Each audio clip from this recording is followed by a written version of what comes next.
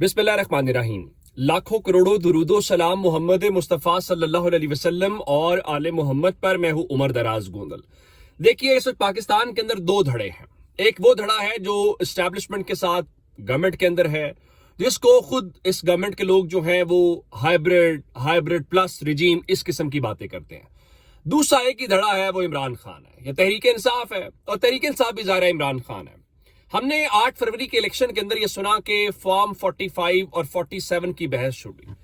कहा गया जी ये सारे का सारा जो मसला है ये तहरीक इंसाफ का खड़ा किया हुआ है, और उसका जवाब मुस्लिम लीग नून या बाकी लोग ये देते थे। बजाय इसके वो ये कहते हैं कि नहीं जी हम तो किसी ऐसे इलेक्शन की सूरत में जीत कर नहीं आए। वो कहते थे कि 2018 के अंदर भी तो आरटीएस बैठ गया था। अच्छा, इमरान खान ने हमेशा ये कहा है कि आप आए, साफ शफाफ इंक्वायरी कर लें। खैर, अब एस्टैब्लिशमेंट के घर में रौला पड़ने वाली बात मैं क्यों कर रहा हूं? आप जानते हैं कि जीबी का इलेक्शन हो रहा है। जीबी के इलेक्शन को लेकर पाकिस्तान तहरीक इंसाफ का ये इल्जाम है या उनकी राय ये है कि हमें उस तरह से लेवल प्लेइंग फील्ड नहीं दी जा रही। और दूसरी तरफ हम ये जानते हैं कि मुस्लिम लीग नून और पीपल्स पार्टी की जहां तक सूरत हाल है, पीपल्स पार्टी ने आज ही वहां पर जलसा किया और उसके बाद मियां नवाज शरीफ के मुतालिक जो है खबर यह है कि वहां के इलेक्शन कमीशन ने जो एनओसी जारी करना था वो एनओसी जारी कर दिया है। और मुस्लिम लीग नून इस बात का ऐलान कर रही है कि मियां नवाज शरीफ साहब जो हैं वो कल जीबी इलेक्शन में कैंपेन के लिए जाएंगे। सच्ची बात यह है कि आज फवाद चौधरी साहब मेरे शो में बैठे हुए थे और वो ये कह रहे थे, मैंने जब उनसे ये सवाल किया ना कि देखें वहां पे कैंपेन को लेके, तो उन्होंने कहा कैप्टन सफदर और नवाज शरीफ का लेवल अब एक ही है। नवाज शरीफ जो कैप्टन सफदर कैंपेन कर रहे हैं, नवाज शरीफ ने वही कैंपेन करनी है।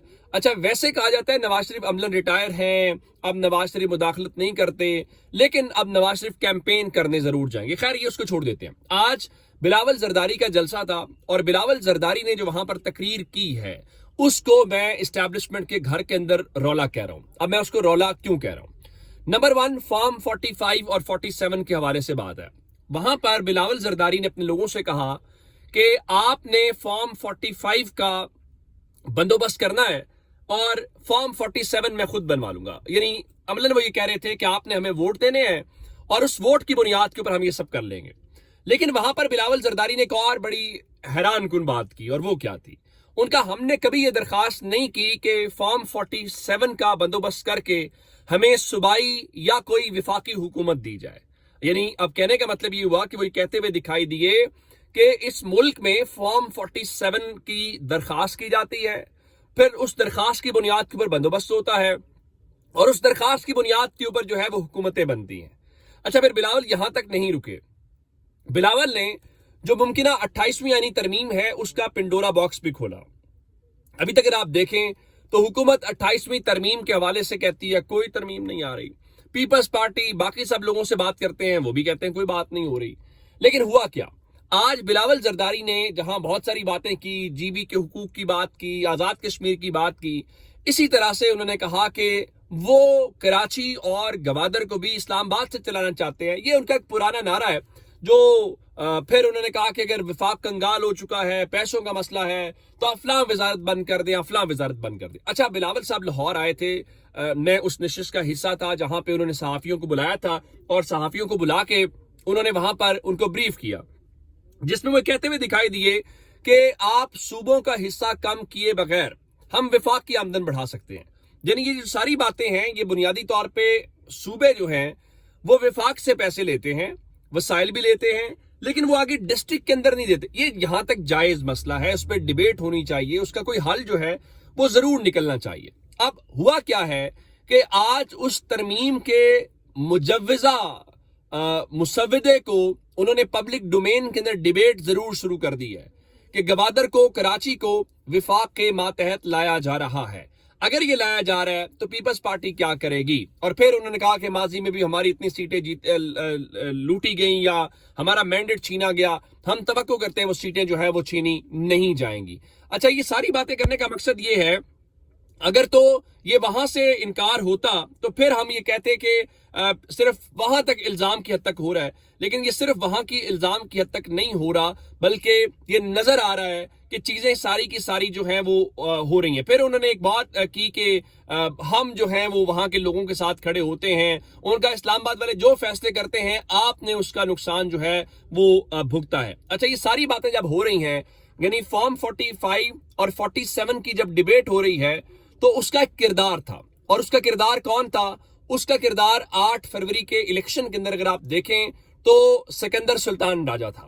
اب سکندر سلطان راجہ کے خلاف اگر آپ دیکھیں تو ایک اس کو ریفرنس کہہ لیجئے، اس وقت کے جو اپوزیشن لیڈر تھے اور سکندر سلطان راجہ کے خلاف جو عمر ایوب نے ایک 8 فروری کے الیکشن میں دھاندلی کے خلاف ایک کمپلینٹ دائر کی تھی یا ایک ریفرنس دائر کیا تھا۔ آپ حیران اس بات کے اوپر ہوں گے، 21 مئی کی تاریخ کے اندر مراسلہ ایک جاری ہوا ہے اور اس میں کہا گیا ہے کہ جو چیف صاحب ہیں ان کے لیے ایک پروانہ جاری کیا گیا ہے، اور چیف صاحب کے لیے پروانہ یہ جاری کیا گیا ہے کہ 8 فروری کا جو الیکشن کا معاملہ تھا اس میں اگر آپ دیکھیں تو جناب سکندر سلطان راجہ کو کلین چٹ مل گئی ہے۔ یعنی آپ پاکستان کی جو سپریم جوڈیشل کونسل ہے اس نے دوسرے لفظوں میں 8 فروری کے الیکشن کو کہا ہے بالکل صاف شفاف ہے۔ بھائی جب آپ کے اپنے لوگ رونا رو رہے ہیں، جب آپ کے اپنے لوگ کہہ رہے ہیں کہ یہاں فارم 45 47 کی بحث ہو رہی ہے، تو آپ یہ جب باتیں کرتے ہیں تو پھر بڑی حیران کن بات جو ہے وہ سامنے آتی ہے۔ اچھا، اس کے بیچ میں ایک چیز بڑی اور اہم ہے اور وہ اڈیالہ کے حوالے سے۔ ایک تو ہماری اطلاعات یہ ہے کہ کل سہیل آفریدی کے خلاف جو کہا گیا بہت سارے لوگ نہیں آئے، تو آج ان میں سے کچھ لوگ ملے ہیں، میری شفیع جان صاحب سے بھی بات ہوئی، وہ میرے شو کے اندر بھی تھے، تو شفیع جان صاحب نے کہا کہ کوئی ایسی بات نہیں ہے جو ساری باتیں ہو رہی ہیں۔ پھر آج بتایا گیا کہ جو جنید اکبر ہیں وہ میدان کے اندر ہیں اور انہوں نے جو ناراض ارکان ہیں ان کے تحفظات دور کرنے کے لیے بھرپور کردار ادا کیا ہے، اور جو مالاکنڈ ڈویژن کے ارکان ہیں ان کی سہیل آفریدی سے جو ملاقات ہے وہ کروا دی گئی ہے۔ اس کے بعد یہ بتایا گیا ہے کہ کل چونکہ منگل ہے تو کل منگل خیبر پختونخوا کی جو بھرپور نمائندگی ہے وہ ہوگی، اور میں نے پھر آج شفیع جان صاحب سے پوچھا کہ کیا آپ اڈیالہ جیل کل جا رہے ہیں، تو ان کا جا رہے ہیں۔ اچھا، پھر میں نے آپ کو بتایا تھا کہ عمران خان کے جو وکیل ہیں خالد یوسف چوئی صاحب وہ آج گئے ہیں اور ان کے جو ڈاکومنٹس ہیں وہ وہاں پہ ریسیو ہو گئے، اور ڈاکومنٹس ریسیو ہونے کے بعد کی جو صورتحال تھی کہ کیا اس کے اوپر دستخط ہوتے ہیں، کیونکہ جب تک وہاں سے دستخط نہیں ہوں گے تو پھر وہ آگے لیگل پروسیڈنگز نہیں ہو سکتی۔